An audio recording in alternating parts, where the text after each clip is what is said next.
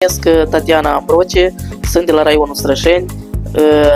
Am aflat de domnul Viorel că face proceduri la Chișinău pentru slăbire, pentru sănătate. Avem probleme cu sănătatea, avem dureri, acum mai puțin durerile după proceduri.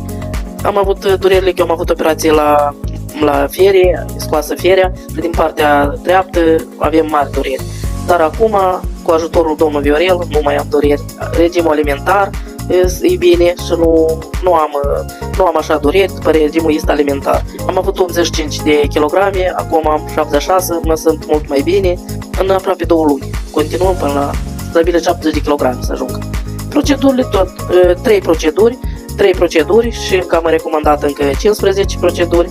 Mai sunt foarte bine, sperăm să fie bine, să ajungem la kilogramele care am recomandat, da, domnul Viorel.